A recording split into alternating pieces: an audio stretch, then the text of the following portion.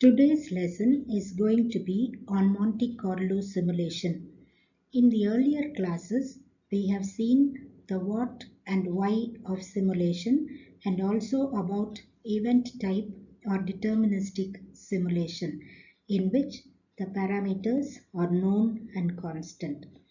In Monte Carlo simulation, the parameters are going to be probabilistic. So this is also called as probabilistic simulation or Monte Carlo simulation. Monte Carlo simulation is a technique in which statistical distribution functions are created by using a series of random numbers. What are random numbers? Those numbers which have the equal probability of being generated or chosen. We have played games like this with our friends. Think of a number between 0 and 9. When you decide to choose, we have 10 numbers between 0 and 9, and any number in this interval can be chosen with a probability of 1 by 10. 0 can be chosen with a probability of 1 by 10 because there is only one 0 there, and the total number of numbers is 10. So 1 can be chosen with a probability of 1 by 10, 2 can be chosen with a probability of 1 by 10, and so on. Here, all these numbers have equal probability of being chosen.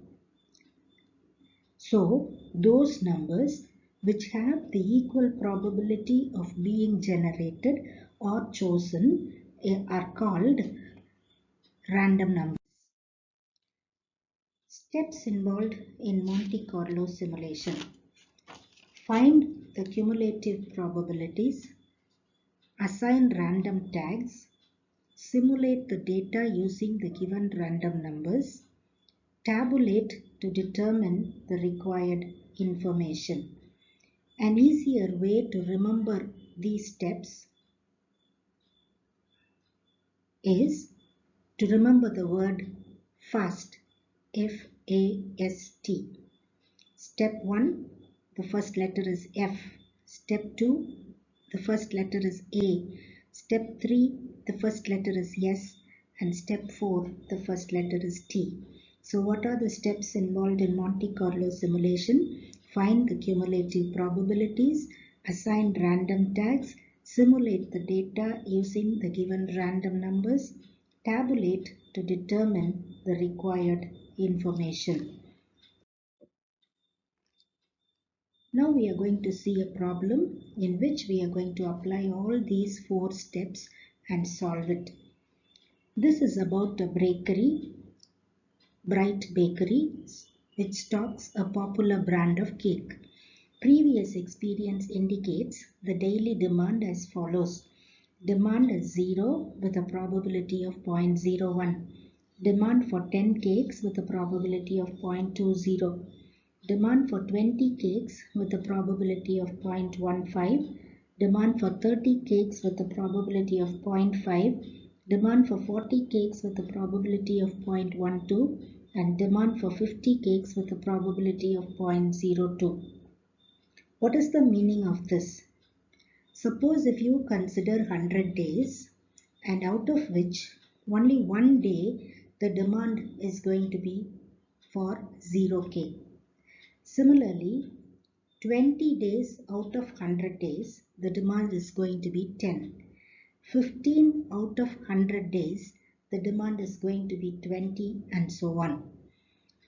So now that we have the probabilities, the problem says consider the following sequence of random numbers.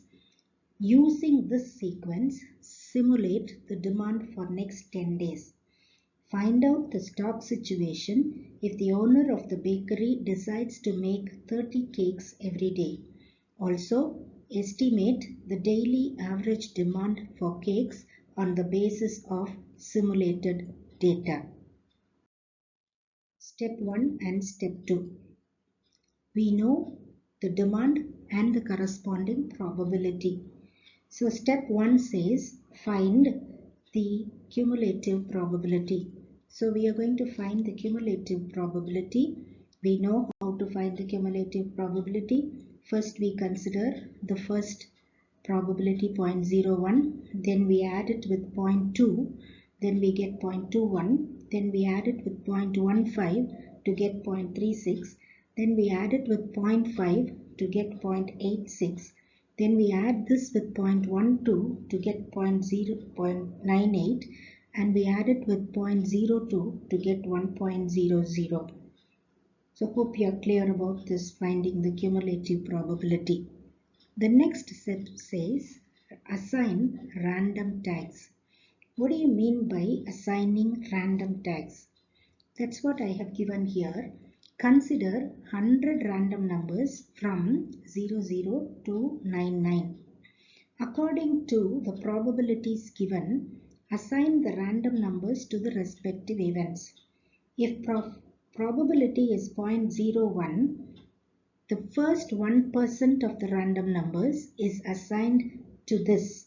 That is, out of this 00 to 99, the first 1%, so it is 00. Then corresponding to the second probability of 0.20, the next 20% of the random numbers is assigned to this event. 00 we have already assigned, so we start from 01 and the next 20%. So from 01 to 20 we assign to the next event. Similarly, the rest can be assigned. There is an easier way here, and that is why we have found the cumulative probability. We start with the cumulative probability. The cumulative probability, first one is 0.01. You subtract 1 from that. So from 1 you subtract 1. So the random tag that you are assigning is 00.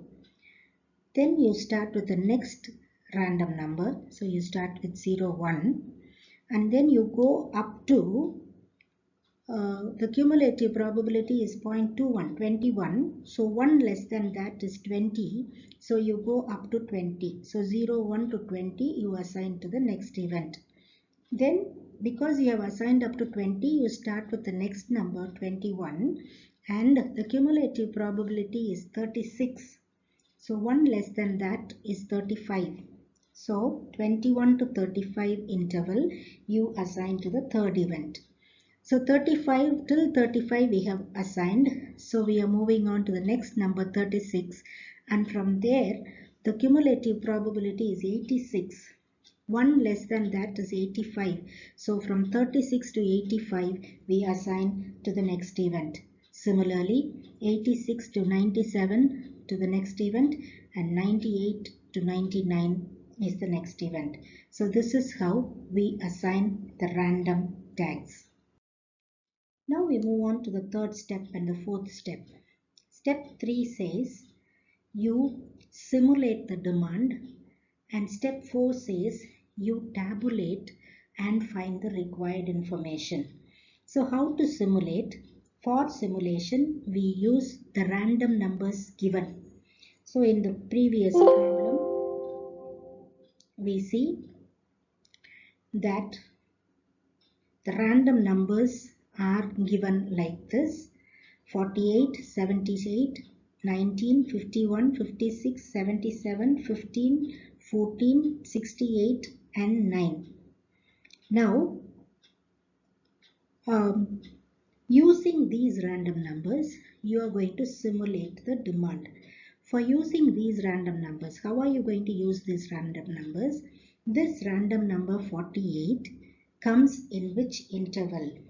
You try to check in your previous table. The previous table we have the random tags. In those random tags, this 48 random number comes in an interval which corresponds to the demand 30. So we have that day's demand we simulated as 30. The question says simulate for 10 days. So we are using the given random numbers in that order, and corresponding to every random number we are going to simulate the demand. The next number is 78. This comes in the random tags, it comes in an interval which corresponds to the demand of 30. Then 19 falls in the interval which corresponds to the demand of 10. 51 falls in that interval which corresponds to the demand of 30. 56 is also in that interval which corresponds to the demand of 30. 77 is also in this interval which corresponds to the demand of 30.